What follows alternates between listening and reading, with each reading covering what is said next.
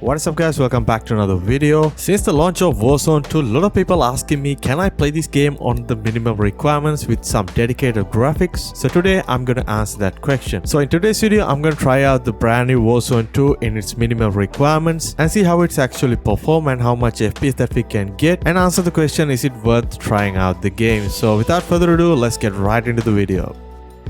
So as the minimum requirements, the game need to have an i3-6100 or an i5-2500K CPU, which means if you have a CPU with 4 cores and 4 threads, you are pretty much good to go. And you also need to have 8 gigs of RAM alongside an Nvidia Geforce GTX 960 or an AMD RX 470. There is no specific mention about the amount of VRAM that you need to have as the minimum requirement. So GTX 960 usually come with either 2GB or 4GB, and RX 470 usually come with the 4 gigs of VRAM. So I'm trying out the game today on a worst case scenario in a GTX 960 2GB version, and it's quite curious to see how it performs in this large scale map like Warzone 2. Alright, my testing specs are the same as usual. I do have a i5-3570 which is a 4 cores and 4 thread CPU alongside the 8 gigs of RAM and a GTX 960 2GB version, and most importantly you need to have the Windows 10 latest update and also the Nvidia drivers to the latest version. And also another important step is that I'm running this game on Steam, and I'm running this game on the Steam Lite mode, which uses less amount of RAM and CPU usage and ultimately give you some much needed performance on your game. Anyway guys, if you don't know anything regarding the Steam Lite mode or how to enable it, I made a video previously regarding Steam Lite mode. I will link it in the description. Go ahead and try it out because that is an extremely important step if you're trying to run this game on these kind of system requirements.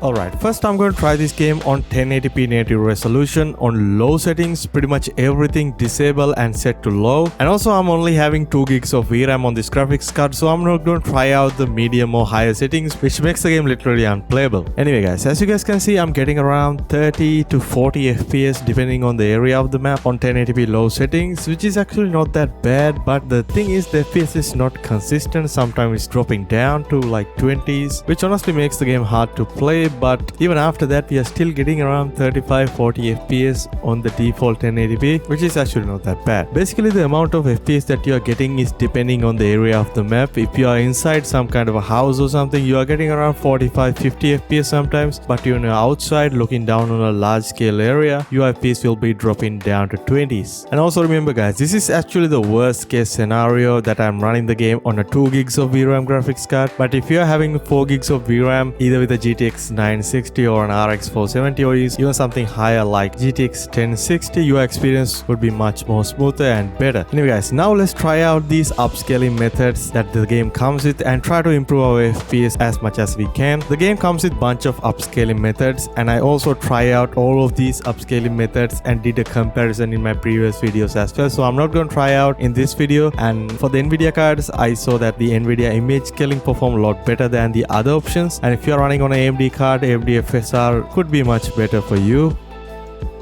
Now I'm running the game on 1080p low settings with Nvidia image scaling enabled and set it to quality, and I'm closely getting around 50, sometimes 55 FPS depending on the area. Sometimes actually it's dropping down to like 40s, 30s. But setting the Nvidia image scaling to quality is a lot important when it comes to visibility in the long distance. But if you want more FPS, you can definitely set it to performance or balance mode, but it's quite hard to see enemies in my opinion. So finally I have to say, if you're having some kind of a dedicated graphics card with 4 gigs or higher VRAM, you probably won't have any issues running this game with those 40-50 FPS on 1080p low settings. But if you are someone having 2 gigs of VRAM like myself with the GTX 960, I honestly can't recommend you guys to download and try it right now because the performance is quite depending on the area of the map. And I also have to say the game is right now on the pretty early stage. The optimization is actually quite bad for the even in the very high-end graphics card, reporting getting lot of FPS drops and lot of FPS spikes. I know there's a lot of issues going on right now with the servers as well, getting a lot of server lags and higher pings. So hopefully they will come out with a lot more optimization and update in the future. So if this video helpful to you in some way, please leave a like on the video, and if you have any question regarding any settings, any optimization, leave a comment down below. I'm really happy to help you. And also do me a favor and hit that subscribe button. We are so close to 35,000 subscribers. So I'll catch you guys soon in my next video. Stay safe.